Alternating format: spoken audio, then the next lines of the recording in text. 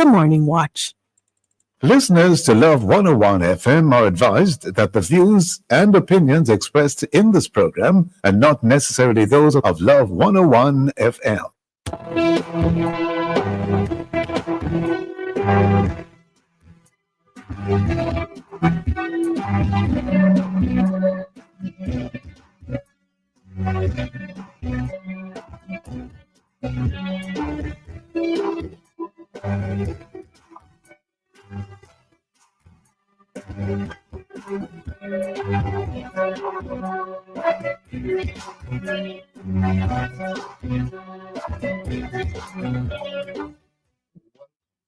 Welcome to the Morning Watch on Love 101 FM. I'm your host, Dylan Toussaint. A special welcome to our listeners on love101.org, and if you're overseas and on the move, U.S. listeners can access us at 712-832-8001. And if you're in the UK, 0330-332-6541. Or join us via the Love 101 FM app that can be downloaded from the Google Play Store or the Apple Store. You can also join us on Love 101 FM Facebook and YouTube Live. In the first watch today, examining the government's intent to extend validity of motor vehicle fitness certificates and registration. And in the second watch, concerns of Saturday worshippers re-Saturday opening of tax offices. For our social media question, we ask, what are your thoughts on extending the validity of motor vehicle fitness certificates and registration? Please share your responses on our Love 101 FM Facebook page and YouTube channel, and also on WhatsApp 876-997-3125 using the hashtag The Morning Watch. We'll share your responses later on in the program, but before all of that, here's I quote. All right, and this morning's I quote says, "Art like love has no cure." And this is unknown. Art like love has no cure. All right, good morning, Kathy. Good morning, Reverend Toussaint. How are you? Doing okay. How you interpret that quote? I don't know. What does it mean by has no cure? Like, Yeah. This one? It's unknown, so it's all good. I guess. Yeah. It's very deep, very deep. Our first watch will be back after this break.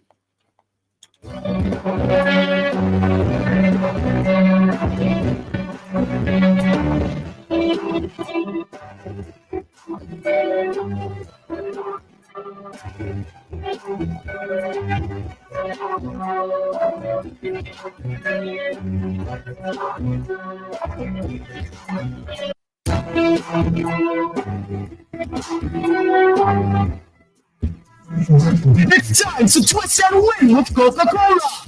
Enter for a chance to win a magical travel experience. Carnival costumes, TVs, earbuds, and so much more.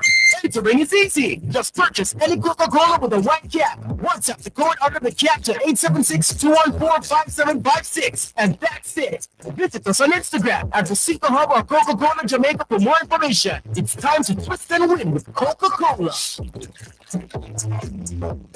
The office of the Prime Minister.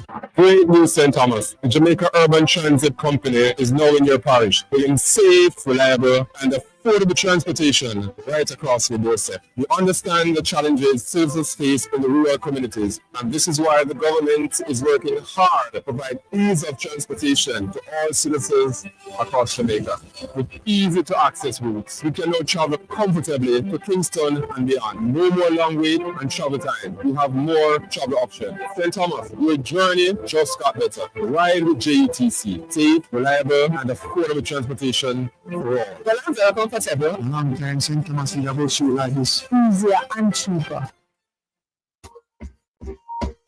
Mama work hard, for real. To be the most we send me and my brother go school.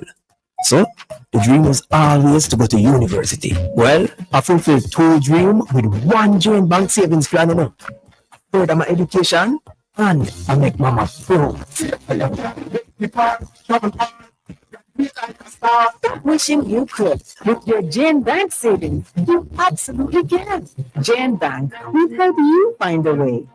With one plus 25 years of savings, 9 days only, March 21st to 29th, get up to 70% off store-wide across curtains, sheets, appliances, and so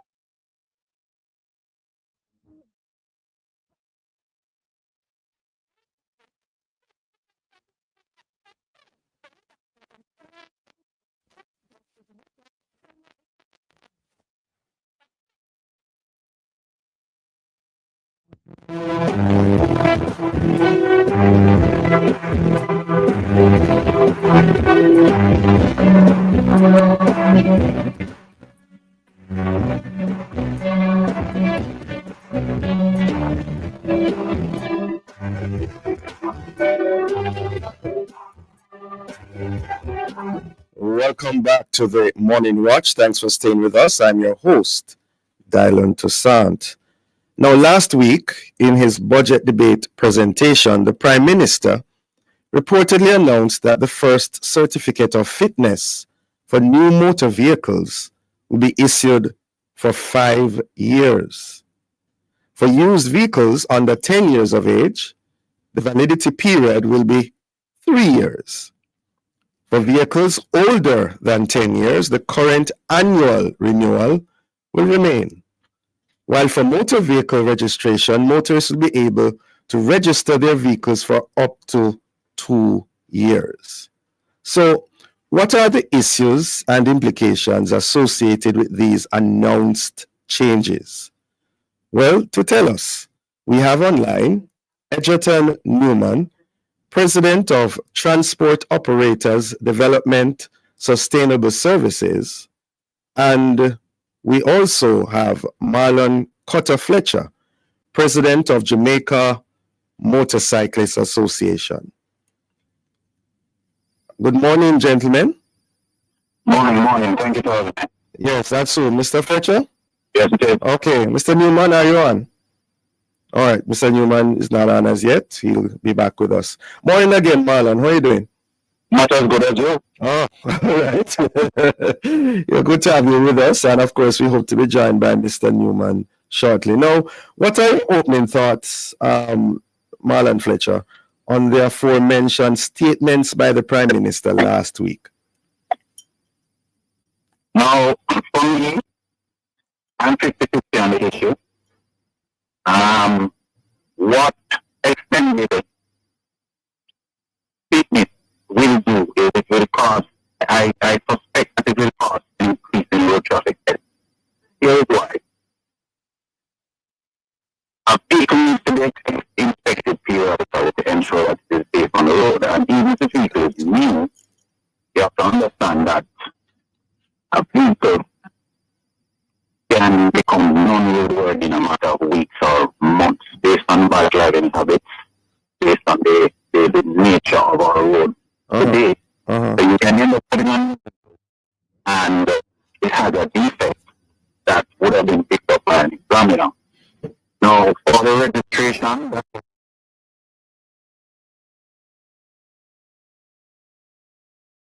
that fitness should move to 3 and 5 years respectively. They should stay where it's at now. 1 year annual thing. Yes, because what you find is that, let's say someone, right, and it's human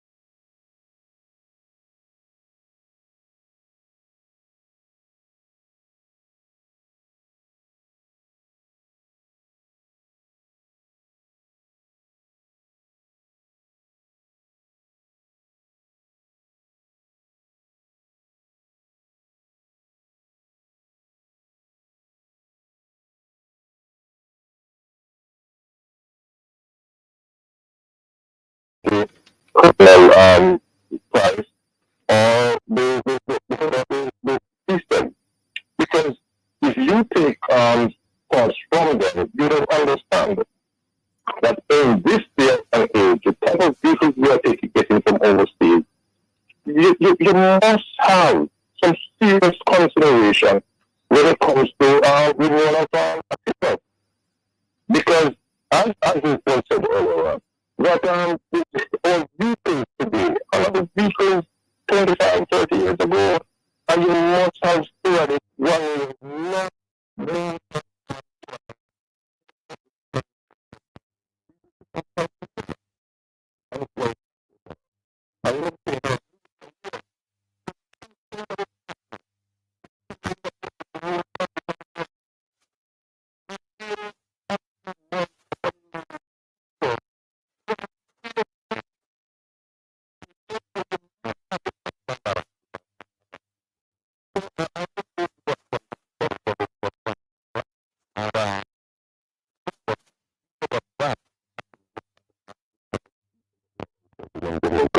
and second one is in terms of registration to vehicle. A new vehicle, and it's on the books already, a new vehicle, I mean, this is 5 years for a new vehicle, for a new vehicle, right? But for a vehicle on the one per year, on a 10 years, per year. Hold on, let me get you clear, Editor Newman. You're okay with the 5 years for a brand new vehicle? Yeah, because it's on the books for a long time. 5 years? Yeah, it's on the books. Let's say, 5 years. One time for 5 years? And one time for 5 years.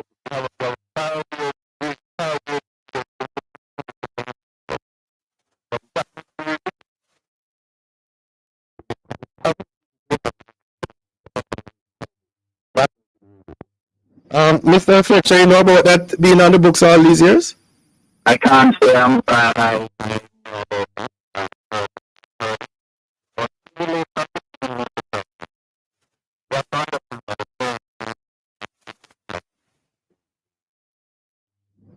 why the time limit for cars, right? And I personally think that it will cause more harm. Whether it was on the books or not, you are against a 5 year. I'm against both of them because even a new vehicle can have defects, and you have to understand that the defect is not necessarily the engine per se, but it can be the tires, it can be the brakes, it can be the suspension, you name it. And I personally think that vehicles should be checked periodically because we as a nation, we tend to go off laws and enforcement rather than common sense and best practice. So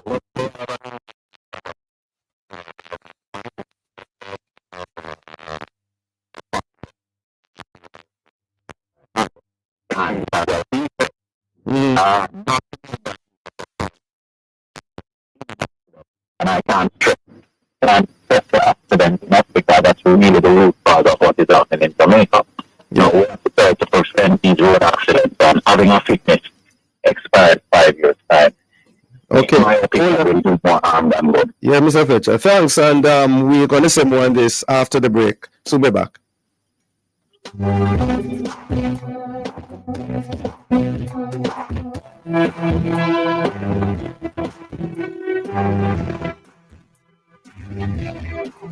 Do more on the board. Discover a new and convenient way to send money abroad with the GK1 app. Download GK1 from the Google Play Store or Apple App Store to send with just 2 minutes today. The time by Grace Kennedy Remittance is... It's now 7:15 a.m.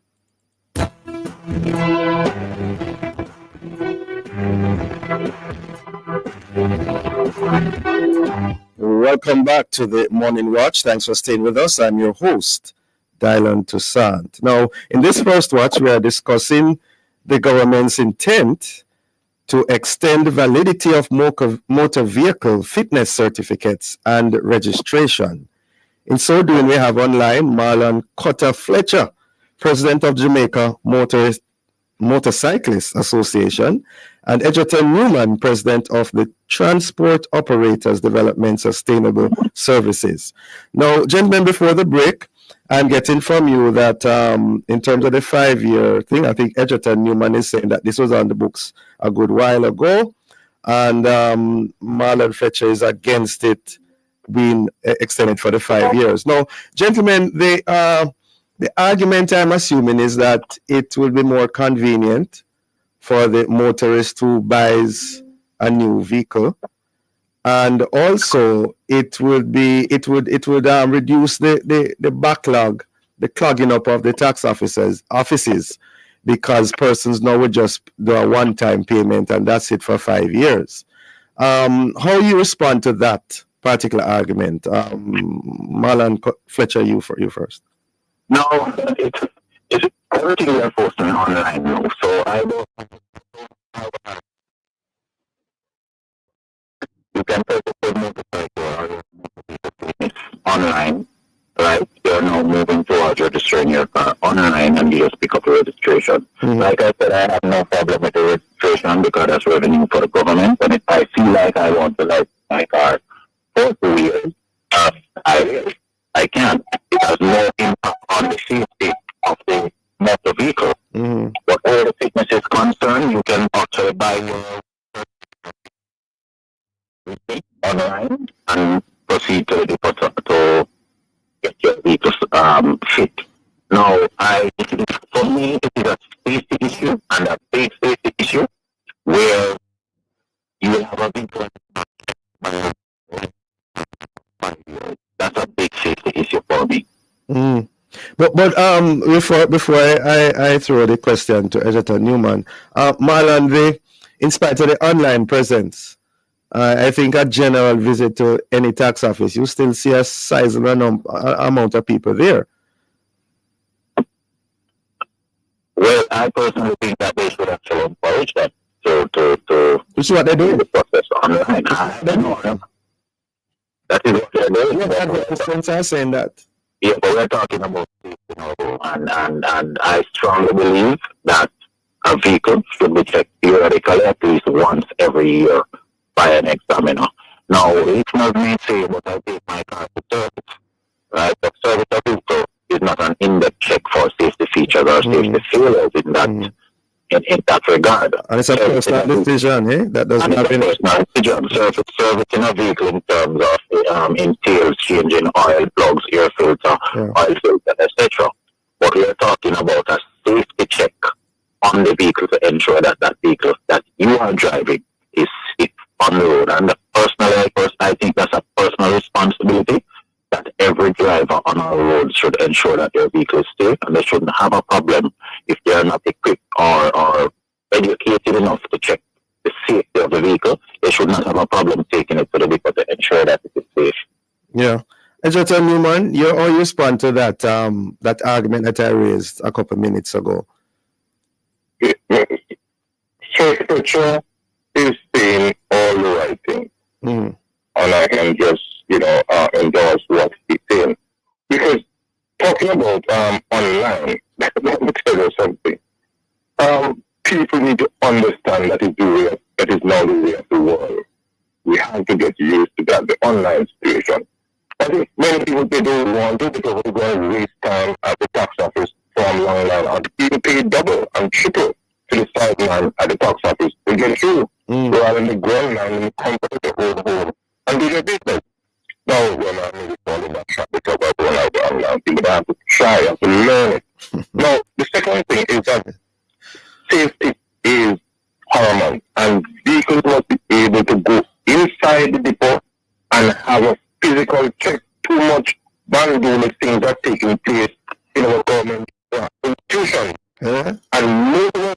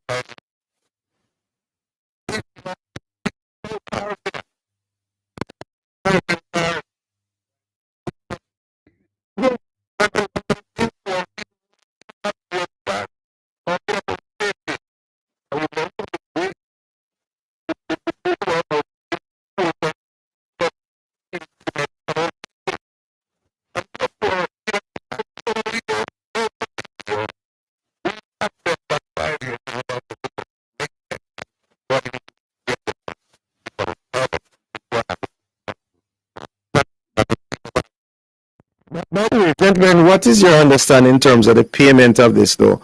For the 5 years, is it that you pay one time and for 5 years, or you can pay? I don't know. What is that? What's your understanding of it? My understanding is that you pay one time. It is big for the government. Oh, they need that sort of revenue. But if I heard you well, if I real,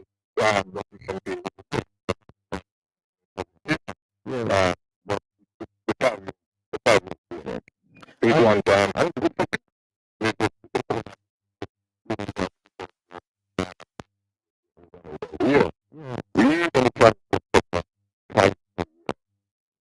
I don't like your cost. Yes, and you mentioned about the transport sector. For you first, Edgerton Newman. It says, well, the Prime Minister said last week that used vehicles under 10 years of age, the validity period will be 3 years, and those older than 10 years will remain as is for 1 year. Which category most of your vehicles for your association comes under? We fall in all categories. We have companies that have brand new vehicle business taxi. So the tourism industry. The tourism industry. Yes. Okay. Because brand new SUVs. Okay. The government did not mention our support the PPV from others the motor vehicles. Yes. And so we fall in all categories. So we fall in the lower category in terms of the fleet. Okay. All right. The members of your organization, Edgerton Newman, generally speaking, what are their views on what the Prime Minister said last week? All of us are to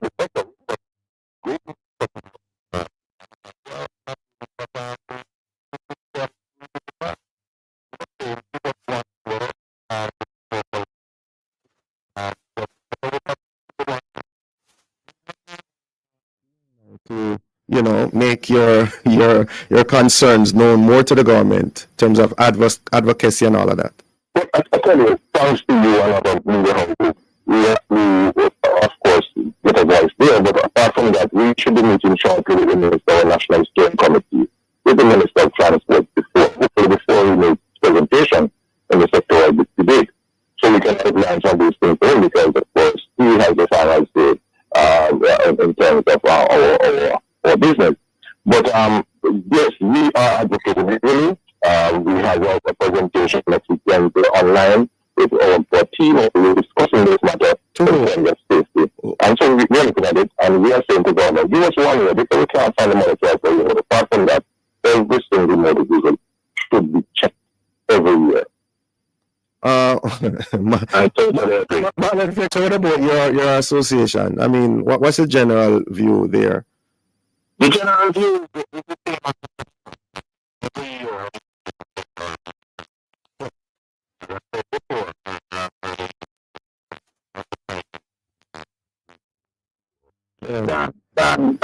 Than a car.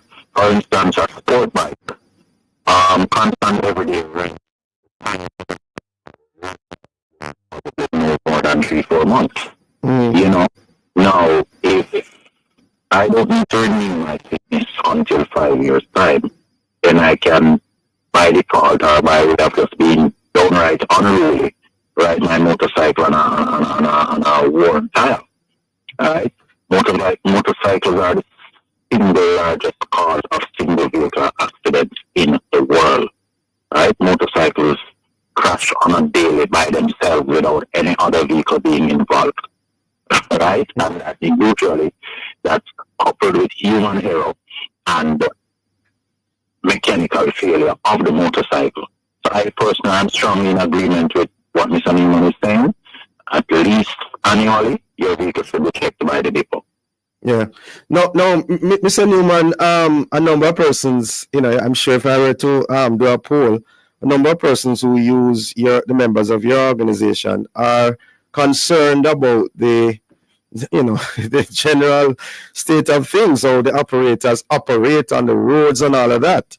Because whether we are going to, willingly receive what the Prime Minister said last week or not, what about the drivers on the road, though, of your organization? What any improvements from your perspective? I have to agree with the sentiments of many the community public and general public, also the state of our sector in terms of how we operate on the road. It's a sort of business that if you don't, but I think if you don't operate a certain way, but that's in my mind. But the fact is that the state of our roads, the state of our environment in terms of a number of motor vehicles, and you're taking over from crossroads to halfway through, and sometimes you take a back road. Sometimes you add one more passenger to make up for your expenditure in terms of operations for the day. And so, yes, those come into play. We're trying to change that. We have done a number of things. Right now, what you see on the road today, you see 6,000 Hackney carriages, vehicles operating in the KMTR everywhere and anywhere. What we are doing now, we are moving to a route situation where car only can operate on one route. And so we're trying to be in place as we speak. So we're trying to cover. We have a training program and the government is not buying because we announced a $600 million training program for us 2 years ago. We are begging for it, we can't see it. But we, on our own sector, we are trying to do what we can. If you know my organization, every week we have a program, and that's what I do at 5 o'clock in the morning for road safety and security within the public transport sector. So we're doing what we can. The government needs to do more because a trained and educated workforce is a productive workforce. But we're not getting that support. Our cars, our vehicles are, in terms of quality, it's poor. And so particularly,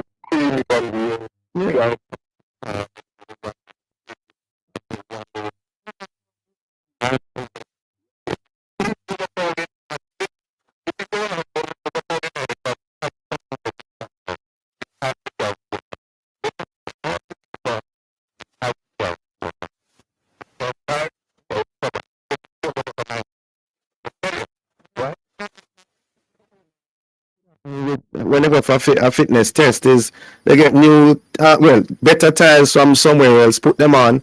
After the test is over, they change back the tire they want.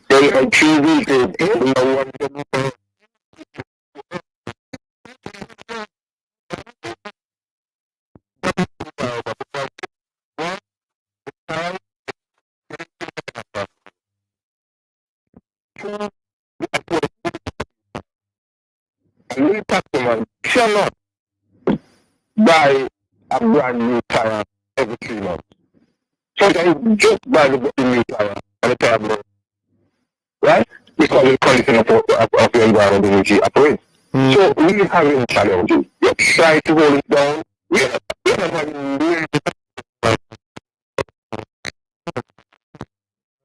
a double-edged sword. But thanks for joining us. And I think I like hearing you all speak a lot about the safety as an important issue. Thanks so very much for joining us. Have a safe day. Thank you all for having me. Listeners, the Morning Watch will return in just a moment.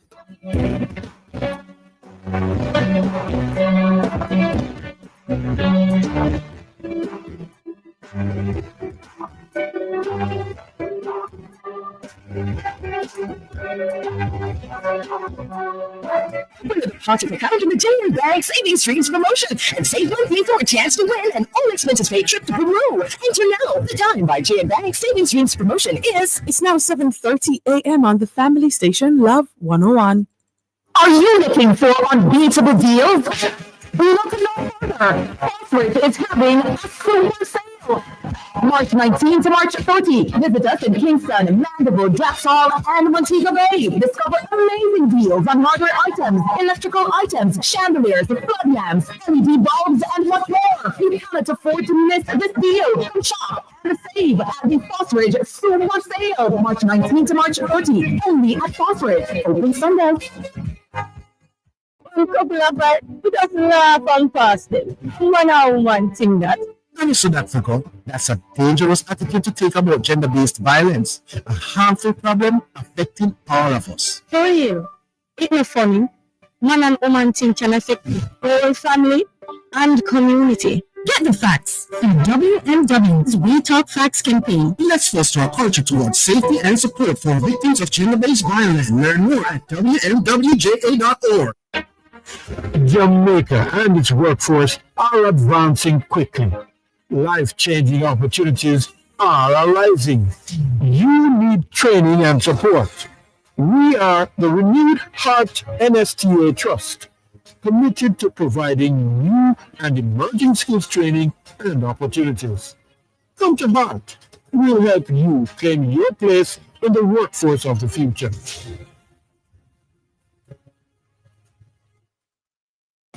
Residents of Manchester, the Jamaica Customs Agency will be in your parish on Friday, March 28, 2025, from 10 a.m. to 5 p.m. for Customs Meets the Community. The Town and Community Tour edition will kickstart this exciting tour in Christiana at 10 a.m. Then navigate into the parish capital, Mandeville, for the grand finale at 2:30 p.m. Get information on all things customs, contactless clearance, the Customs mobile app, incentives for farmers and manufacturers, and so much more. That's Customs Meets the Community, the Town and Community Tour edition in Manchester this Friday, March 28, from 10 a.m. to 5 p.m.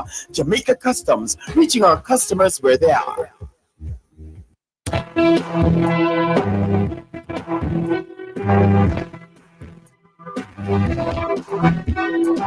Welcome back to the Morning Watch. Thanks for staying with us. I'm your host, Dylan Toussaint. Let's now look at the newspapers to see what Jamaicans and others are saying and doing. In the Observer, UNICEF warns 14 million children face malnutrition.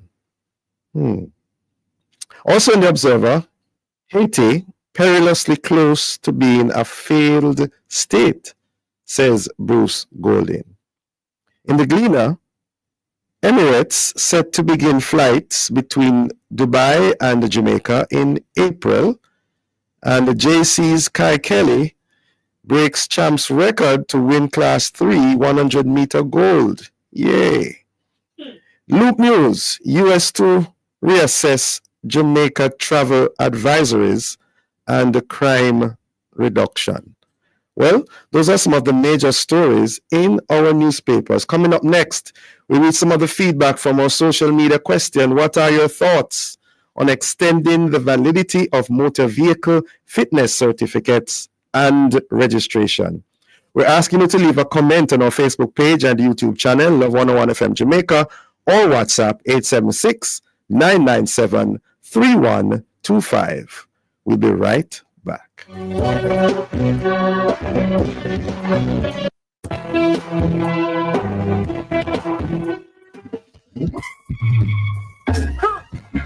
The Wesleyan Holiness Church in Jamaica presents First National Youth One-Day Convention and after-panel discussion, Saturday, March 29, beginning at 9:30 a.m. on the grounds of the Carteret College in Mandeville, Manchester, under the theme Deepening Our Faith, Strengthening Our Fellowship, with host pastor and speaker Reverend Howard Roach and panelists Reverend Fiona Vasselkar, Pastor Jabel Scott, Pastor Sharon Kelly, and Sister Nadia Nesbeth. Listen on Love 101 FM at 10 a.m. as we will be live on location to share all that's happening with you. That's the Wesleyan Holiness Church of God in Jamaica National Youth One-Day Convention and afternoon panel discussion, Saturday, March 29 at 10 a.m. live on Love 101 FM, the family station. Sponsored by Calvary Wesleyan Holiness Church, 2nd Avenue, 7 East, Greater Portmore, Port Morant Wesleyan Holiness Church, Chapel Hill, Port Morant, St. Thomas, and Winters Petroleum Gas Station in Aracabessa, St. Mary.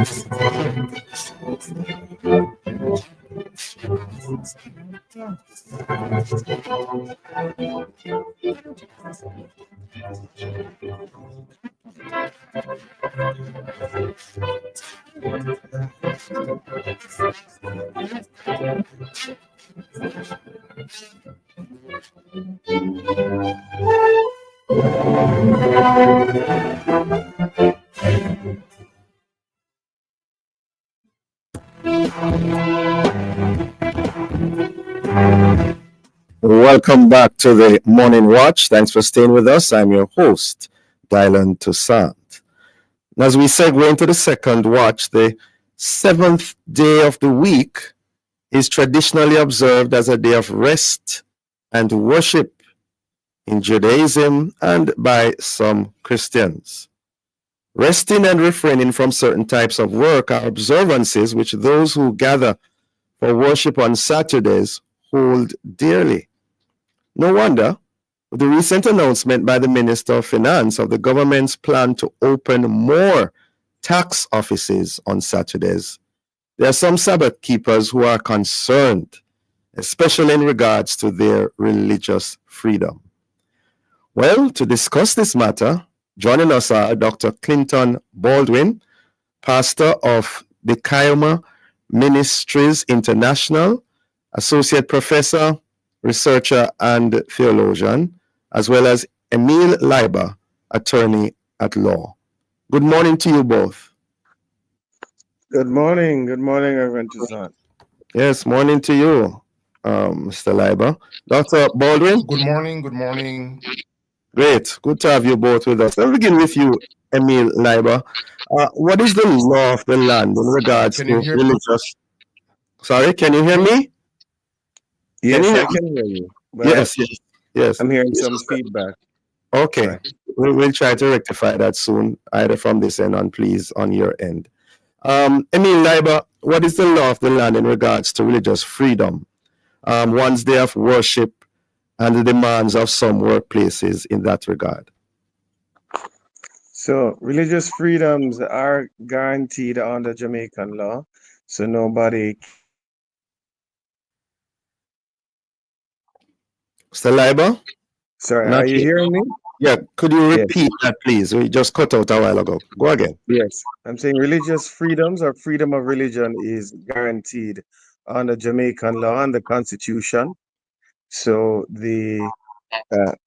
your freedom and right of worship is preserved at the highest levels of our law, basically. What that translates to, though, on a practical level, is that you would first need to indicate to your employer that there's a limit on their ability to work within the scope of that workplace. So what that means is that there are many workplaces that may operate on a rostering system or a shift system, for example. Many stores may open on a Saturday. And so when it is that you are first seeking that employment, you should disclose to your employer that you're not able to be rostered for Saturdays due to religious reasons. And you cannot and should not be discriminated against because of that. However, where I've seen difficulties is where the employee agrees to a Saturday rostering and then later, as they say, goes on the road to Damascus, finds Jesus, and then becomes a Saturday worshiper. And then at that point, now what you're having is a modification of the terms of employment that was originally agreed, and that's where you can have some difficulty.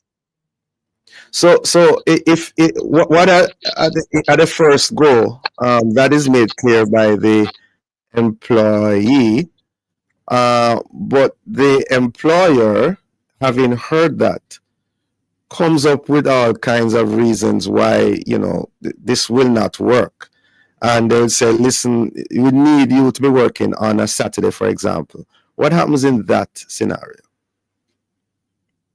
Well, that can be raised as a grievance with the organization.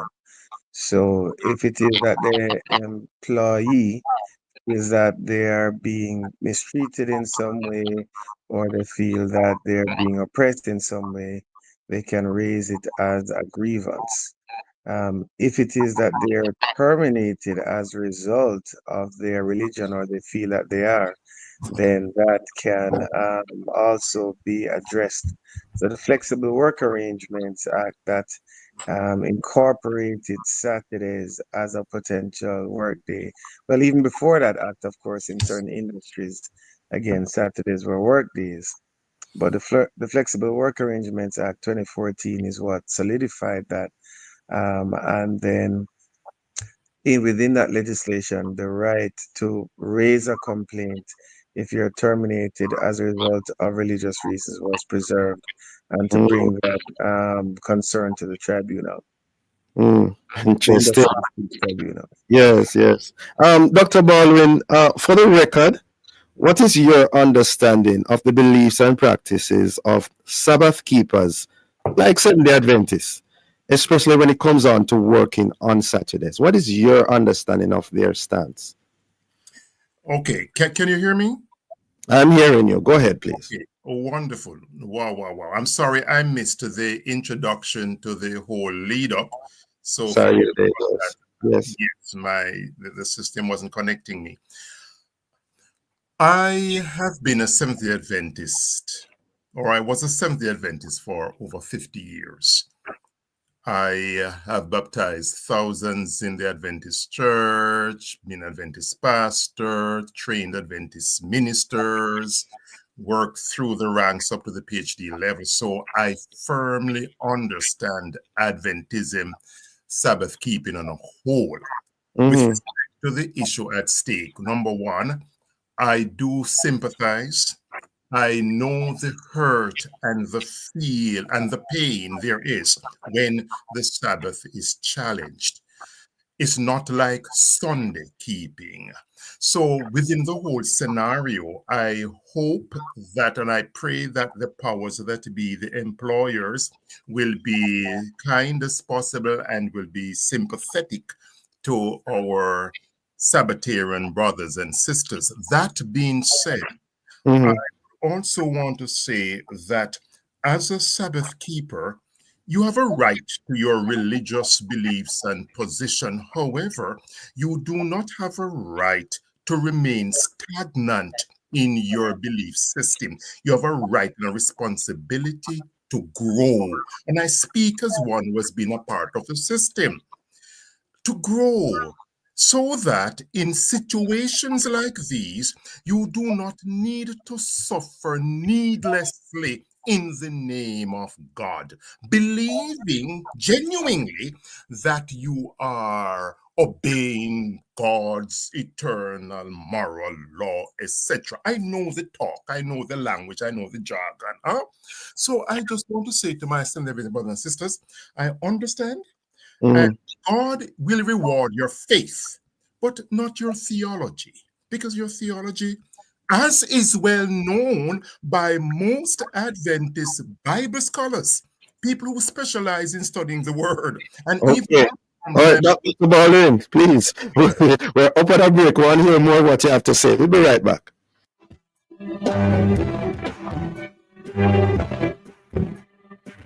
During the worship experience Arise 2025 with the Hoppers, Easter Sunday, April 20th, National Arena. The time is 7:45 a.m. When you see opportunity, make sure you take it. So when I got a piece of land to go to, I jumped at it. With my Jane Bank small business loan, I grew the opportunity. We talk whole new life for my family. Now my good supply plenty market across the parish. Jane Bank helps you grow your business with the Jane Bank small business loan that is perfect for you. Work from $10,000 up to $1.5 million to help cover expenses. Visit JaneBank.com to get started today. Jane Bank. You find a way. Life is on the go. You got this drums with boneless savvy nothing ways to go. Perfect, tasty, have it anytime, anywhere. You live every day and night with the best of the seaside. No challenge you can fight with drums with boneless savvy by your side. Just slow down, leave to you. Drums with boneless sardines are packed with omega-3 and ready to eat right out of the can. Try the hot peppers, the delicious olive oil, or the new spicy fried chili on its own or on a cracker. However you like it. Drums with boneless sardines. Snacking made easy. Snacking made healthy. Snacking made tasty. In Jamaica, Your rights are protected by our Constitution. From the right to education, to freedom of expression, every citizen deserves respect and dignity. But remember, with rights come responsibilities. Let's uplift and respect each other and stand against injustice. Together, we can make Jamaica a better place for ourselves and future generations. Know your rights. Embrace your responsibilities. This message was brought to you by the Ministry of Legal and Constitutional Affairs. For 53 years, Under the Law has been helping you to know your rights and how the laws of Jamaica can help you defend those rights. The program is brought to you on Wednesday by the Ministry of National Security. Under the Law at 6:20 a.m., 2:40, 6:45, and 9:10 p.m. on Love 101 FM.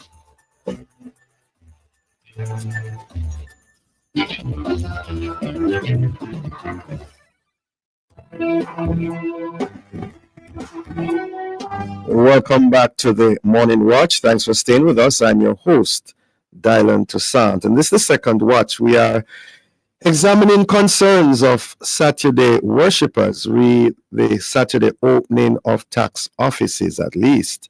That's what was mentioned a couple of days ago by the Minister of Finance. And in so doing, we have online Emile Leiber, attorney at law, and Dr. Clinton Baldwin, pastor of the Kioma Ministries International. I think before the break, Dr. Baldwin, you were telling us about the beliefs, your understanding of the beliefs of Sabbatarians, in particular the Seventh-day Adventists. What do they think about working on a Saturday? Is it sinful? What about nurses and all of that? Those for the essential services. Yes, for Sabbatarians, there is a contradiction of terms. There are certain persons who are allowed to work on the Sabbath, and others are not allowed to work on the Sabbath. So it is seen as sinful. The Sabbath is seen as one of Mr. Baldwin, some are allowed to work and some are not, and yet yes. the same sense it's seen as sinful. Yes, it is sinful. Those who work are sinning. Yeah. If the carpenter should go to work, he'd be sinning. If the nurse should go to the hospital to work, he or she is not sinning. There's an inconsistency there. If you take the taxi to church on Sabbath, the taxi driver, by virtue of working on Sabbath, is sinning.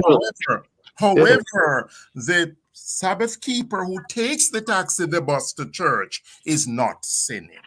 You sure about that, Mr. Dr. Baldwin? That's what I've been a part of this. I've been a part of the system for 50 years. I've taught Adventist pastors. I can preach Adventism better than most Adventists right now. Most Adventists have not been a Seventh-day Adventist for the past 50 years. I have been one very active in the system. I've moved to the highest rank in the system. I know Adventism. And that's why we have you on the program. Why is it that the nurses, those with essential services, would not be sinning, and the taxi driver would be? Why is it those in essential services would not be sinning in that regard? Why would they? First of all, it's a matter of a tradition, and in many religious sphere, that which is a tradition is just followed without thinking it through carefully, because the nurses, doctors, etc., are considered essential services. However, the person who takes the doctor to work, the driver, is not essential. It's not logical, because when you read the Gospels, Jesus did not categorize activities to be done by the person in Christ into the degrees of essentiality and non-essentiality. All works within the Christian sphere are essential. As a Christian, you ought not to be doing anything that is non-essential. Because you live your life in Christ. You're by the vine. So it is a matter of trying to force and to keep a commandment that is not relevant, that the Bible has shown over and over was meant for a particular group of people at a particular point in history. However, because of a method of Bible study, that is, a method of Bible study that totally ignores all context, most Sabbatarians do not know how to study the Bible. They ignore all the context. And so it's a tradition within human sphere, whether it be political or sociological or religious. After a time, it sets within the brain, and you cannot think about it, and to think about it to be ostracized, etc. So most Sabbatarians do not know what they believe, why they believe it, etc. There is a package doctrine, and I can repeat it right here now for you all. Dr. Baldwin, hold a while here. Come on, bring back live. All right, I think we understand where you're going with that. Attorney at law, Emil Leiber, you first. What are your commendations and or concerns with the announced decision by the government last couple of days ago? Well, let me first disclose that I'm a director of the Board of Management for Tax Administration Jamaica. So I would not say I'm a completely removed party, but I didn't make that decision. Let me be clear. Yes. But that I do have some interaction with the decision. I prefer not to comment on the decision itself, but what I will say is that if any employer introduces a Saturday opening hour that did not previously exist, then that would usually be a form of modification of the contract of employment. And so that would need to be with the agreement of the workers or employees who are intended to work on the Saturday. And there are some tax offices open on Saturdays at present, right? Portmore, for example.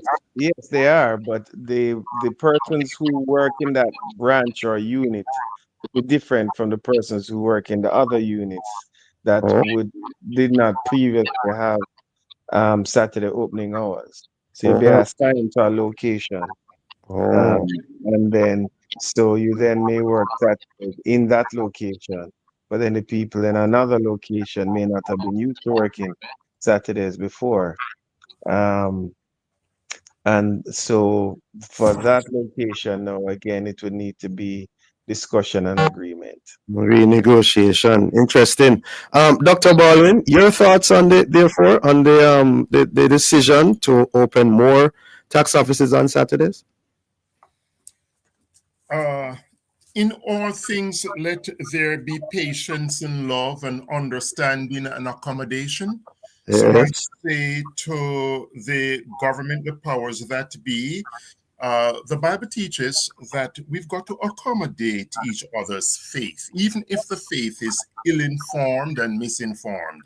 Patience and kindness is required under a Christian regime, so to speak. And so that is my opinion of that. However, as I will continue to say, that from the theological perspective now, the Sabbatarian needs to grow in their faith and realize that they are putting themselves in unnecessarily in inconvenient positions.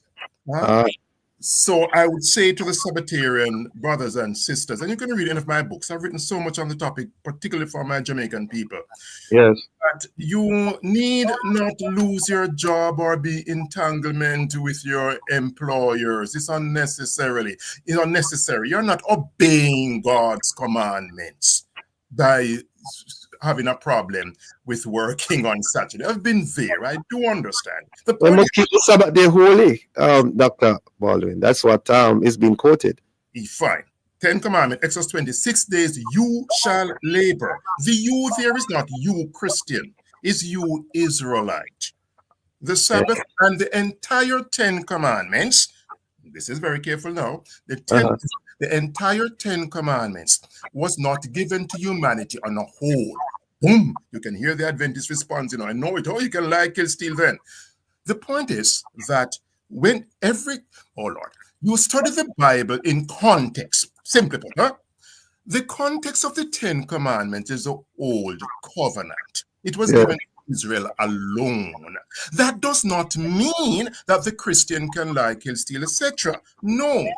What it means is that if the Christian refuses to lie, kill, steal, or whatever, he's not doing so because of the constitutional basis of 10 Commandments. The New Testament teaches that you're doing so because of what flows out of the life and teachings of Jesus. The entire 10 Commandments and the entire Old Testament has a mediated authority through the life, death, and resurrection of Jesus. But you break one, you break all, says book of James. You break one and you break all.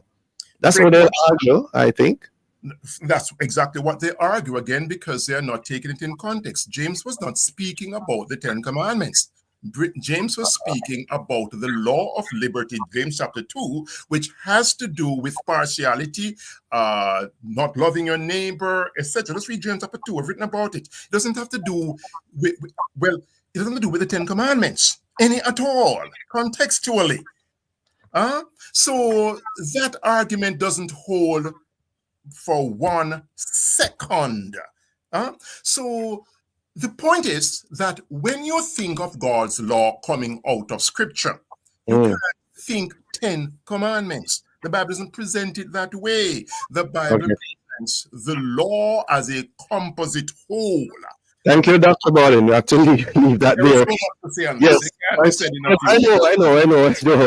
Mr. Leiber, I think you have the final word. What do you say, therefore, to those who are Sabbatarians and, perhaps by extension, those who worship corporately on a Sunday might be concerned as well that it's going to be extended to Sunday eventually? What do you say to all of these persons going forward in less than a minute? Yes, I would say communicate. In a workplace environment, it always works best when the employer and the employee speak to each other, have a discussion, and see, to try and work out an amicable solution.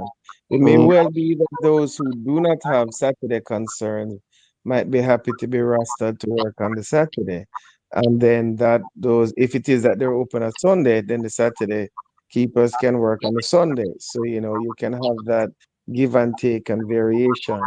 But it always works best when both sides, even though we don't really like to call them sides, but when management and staff speak to each other and come to an agreement, that is always the best resolution.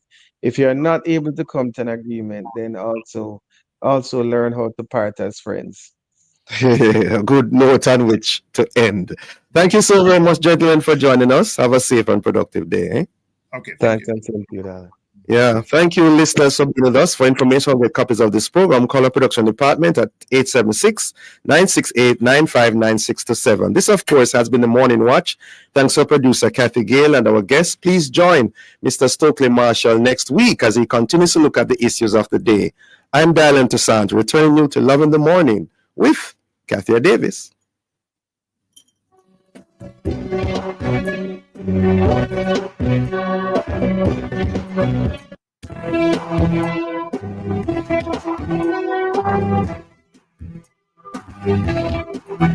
All right, that was the